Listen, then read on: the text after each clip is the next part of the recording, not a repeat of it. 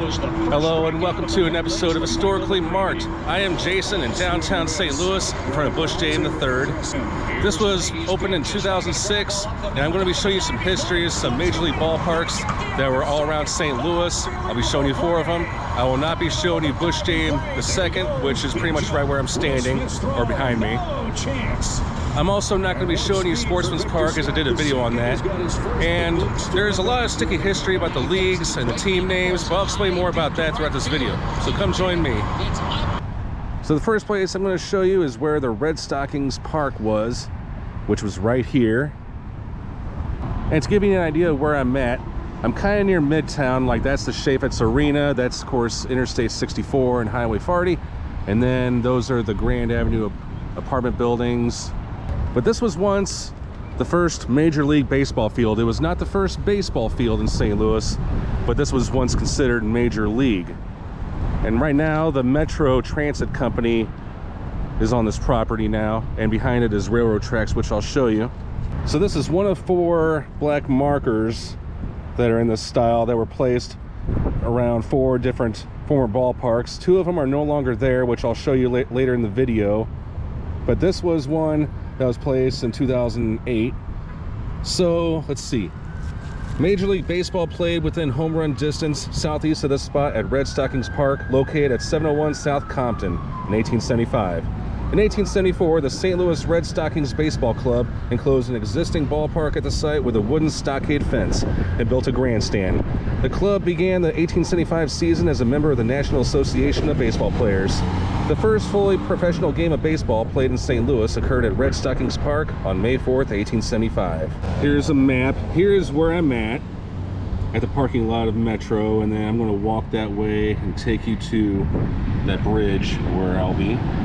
Furthermore, one of the earliest known baseball fields in St. Louis, 2 St. Louis amateur baseball clubs, the Unions and the Empires, played the first game of an 1867 City Championship Series on the field that later became Red Stockings Park.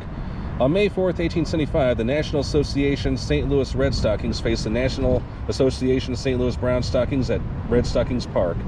It was the first professional game of baseball for both clubs, and the first fully professional game played in St. Louis. The Brown Stockings won 15-9. After playing 19 National Association games in 1875, the Red Stockings dropped out of the league due to a gambling scandal, which it doesn't say on here. The Brown Stockings played at the Grand Avenue grounds, later called Sportsmans Park, becoming a charter member of the National League in 1876. Later called the Compton Avenue grounds, the ball field on Compton hosted amateur and semi-professional baseball until at least 1898. During the 1880s, a popular Negro League club called the Black Stockings played at the Compton Avenue grounds.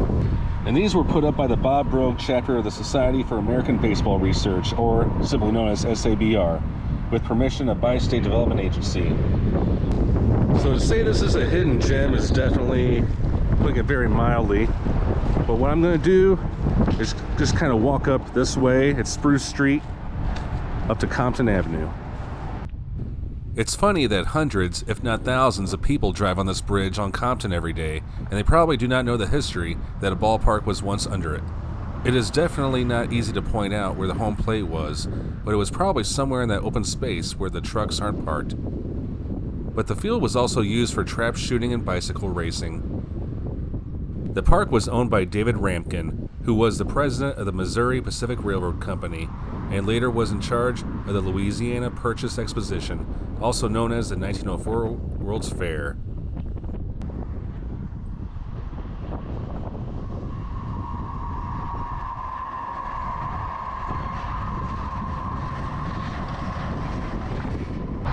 Just a quarter mile away from where I was, I am on Compton Avenue, but I'm at the junction of that and Market Street.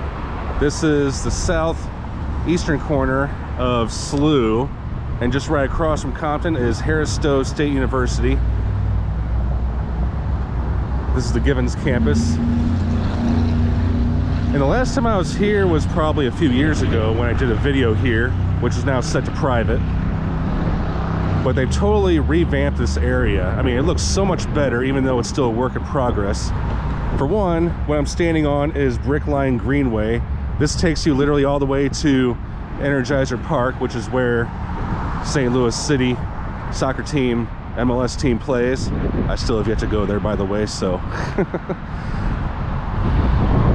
But before I show you the Stars Park historical markers, this is a monument dedicated to what was once Mill Creek Valley.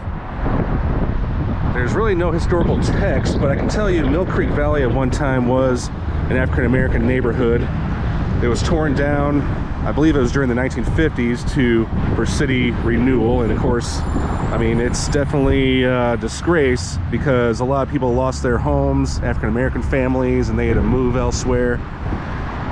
But I'm glad they're keeping the history alive. There's also a similar monument to this outside Energizer Park. I may do a video on this sometime, but I'm going to go ahead and show you Stars Park. Now this historical marker is brand new. I don't know when it was placed here, but I imagine it was right after the construction of this greenway, because like I said, this was not all here 5 years ago, and I'm glad they're doing something about it to preserve history. But this was the original site of Stars Park. It was part of the Negro Leagues. 1922 to 1931, this place existed. It is still a ballpark, but it's not considered MLB level, of course, but it is still a baseball field used by the Harris-Stowe University. But on these grounds stood the site of the baseball park built for the St. Louis Stars, the Negro National League. And it shows a map. So yeah, that's pretty much where I'm at. The grandstand was just right around that way. I mean, not where the Chaffetz Arena is, but yeah, just kind of near where I'm standing. There are no remnants of the baseball field that I know of left standing. But here's a great photo of what it once looked like. There's not very many existing photos left. In fact, I mean, up until I want to say 10 years ago, somebody actually found an old photo of Stars Park in a closet. Yeah. Not even in the newspapers, it wasn't really documented. But it says here, this was the first professional baseball stadium owned exclusively by African Americans. It was built to hold 10,000 fans and later expanded to accommodate 16,000. Stars Park was the first St. Louis ballpark to install permanent lights for night baseball. That was in 1930, a decade before the other local major league clubs hosted night games. The St. Louis Stars, originally called the Giants, moved to this site in 1922 from a park on North Broadway in St. Louis. In 2020, Major League Baseball bestowed Major League status to the 7 highest ranking Negro Leagues from 1920 through 1948, including the Negro National League in which the Stars played. And then we're going to see on that mural the years 1928, 1930, and 1931. But here are some Hall of Famers, National Baseball Hall of Famers that are enshrined in Cooperstown that once played here. Cool Papa Bell, well, James Thomas Bell, his real name, played center field for the Stars from 1922 to 1931. One of the fastest runners in history. I mean, there's been a lot of accounts, first-hand accounts, that people have seen him run. Unfortunately, I don't think there's any video that exists of it. I did visit his grave. That's in a different video. He was inducted into the National Baseball Hall of Fame in 1974. Willie Wells played shortstop for the Stars 1924 to 1931, inducted into the National Baseball Hall of Fame in 1997. And the next guy was inducted in 2006. George Mule Settles played 5 different positions for the Stars, 1926 to 1931. So this ballpark marker was originally dedicated on May 2nd, 2007 by the Bob Broke chapter of the Society for American Baseball Research. These grounds were renovated in 2020 with generous donations from Cardinal Care and Harris-Stowe State University. Okay, that answers my question. June 25th, 2021, it was rededicated as Stars Park Field. Nice. So in my original video, that marker right there was on a, what do you call it, a stand. It wasn't on anything grand like this, but it looks so much better. And then here is the mural. It was painted by the teen apprentices from St. Louis Artworks. This looks so great. Very nice tribute. Well assured they will not be forgotten. I'll go ahead and give you a close-up of all the players.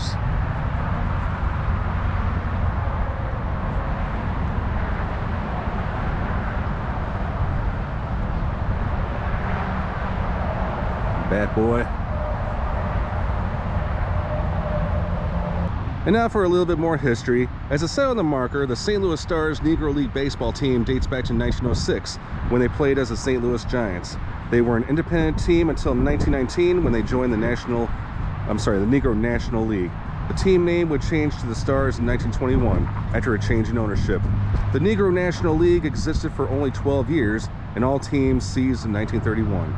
Two National Baseball Hall of Famers that played for the Stars that are not listed on here because they did not play at Stars Park were Oscar Charleston, who played from 1920 to 1921. He was inducted in 1997. And Biz Mackey, who played for the Stars in 1920, and he was inducted in 2006. The stadium opened on July 9th, 1922. The mayor at the time, Henry Keel, threw the first pitch, and the Stars would lose 4-0 against the Indianapolis ABCs. The ballpark, as it says on the marker, held a capacity of 10,000. And I wish I could go behind these fences, but there is a scoreboard that proudly says Stars Park right over there, right where I'm pointing. It's very cool. And of course, I'm not going to get into the whole history of the Negro Leagues, but as we all know, by the 1950s, the Negro Leagues were no more. So what I'm going to do now is drive up Grand and find what used to be Robison Field. Join me. Okay, so I'm at the northeast corner of what would have been Robison Field. In front of me is Beaumont High School. It is no longer a high school. The building is still there. No broken windows. But this was built, or actually it was opened in 1926. In other words, 100 years ago, the time I'm doing this video. This is the west part of it. But it was no longer a school as of 2014. This was an all-black school from the 1970s until that time. And interestingly, it did produce a lot of Major League Baseball players. Even 3 members of the Little Rock Nine finished their studies here. Some fun facts about this place. But I'm here to talk about Robison Field. This was the second place where the St. Louis Cardinals, well, the incarnation at the time, where they played. Let me get closer to the school. There was a historical marker put up by the Society of American Baseball Researchers. It's put somewhere here, but I already checked on Google Maps. It's gone. It's no longer here. I imagine it probably got stolen or damaged.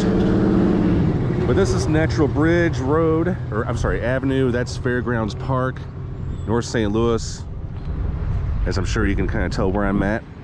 So let's pretend this was Robison Field. Now this was the northern boundary line of it, because Fairgrounds Park was there at the time. So Chris Vanderhaeghe, who was the, founder of the Cardinals, the guy that started the team as to what we know it as today. He founded the team, but they were originally playing at the Sportsmans Park, at Dodier and Grand.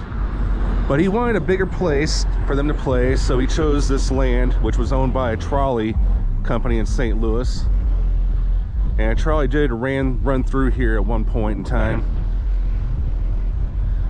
So it was built throughout 1892, and then 1893 it opened. It originally held a capacity of close to 15,000 people, but to be exact, it was 14,800. But at the time, it cost about $45,000 to build this, and it was noted for its modern, I don't want to say luxuries, but it had a lot of amenities. Like it had toilet rooms, it had a beer garden, it even had an artificial lake in the back, and in the wintertime, families were allowed to skate. And it also had a lot of activities on the field during off season, or on days when the St. Louis Browns weren't playing. Yes, I forgot to mention they were going by the St. Louis Browns at the time. And I know the history is very confusing, but they did change their name to the Cardinals in 1900. Well, first they were known as the Perfectos, but anywho. And this also had 3 private boxes, assuming for the people with money or the wealthy at the time. There was also a press box at the single story dugout. So it's kind of hard to imagine, that a ball club once played here. But yeah, the St. Louis Cardinals did play on these grounds. So in 1898, the Robison family purchased the club, and the ballpark was renamed League Park. But tragically, a fire tore through the stands during a game on April 16th, 1898. It killed 1 fan and injured over 100 others. But it was rebuilt. Unfortunately, another fire occurred on May 4th, 1901. Luckily, no one was hurt and the entire ballpark was not destroyed, as the bleachers in the outfield remained standing. The ballpark was rebuilt by June of that year. Between the time of both fires, St. Louis joined the National League. And yeah, there is a lot of interesting history, and it's going to confuse a lot of people because it wasn't always the American League and the National League. I mean, it was a bunch of different leagues at the time, including the Negro League, but they weren't really affiliated with Major League Baseball. And then in 1909, a big expansion of the park came when the seating capacity rose to 20,000. Yeah, very interesting. But the most interesting part of history at this place came in 1911. Helene Britton took ownership of the team. She was the daughter of one of the Robisons, but she became the first ever female owner in baseball, of Major League Baseball, after her uncle Stanley Robison died. She renamed the ballpark Robison Field after her father and uncle, but a new ownership group led by Sam Breeden purchased the team in 1917. And then, despite of how young it would be in today's terms, the ballpark was showing its age. It wasn't being neglected, but yeah, there were a lot of repairs to be needed. So the team ownership at the time, they decided that it was going to be way too expensive to repair what was going on with the park. And so by the late 1910s, it was considered to be going to Sportsmans Park, which I featured in another video, the Herbert Hoover Boys and Girls Club. But the St. Louis Cardinals played their last game here at Robison Field on June 6, 1920, fittingly against the Chicago Cubs. And then this would have been the northwestern corner of Robison Field. This is Vanaventer, a natural bridge. They recently put a roundabout here, looks like. And that, of course, is one of the entrances of Fairground Park. And then the southern border was Lexington Street, which is just down that way. I want to say home plate was somewhere in that area right there, if I remember correctly from the map that I saw.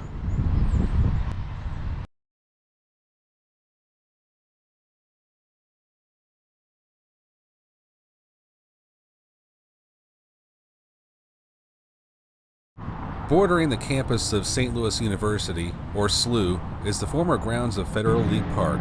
It also went by names such as Handlan's Park. The Handlan family had owned the land. It is now the Machete Towers.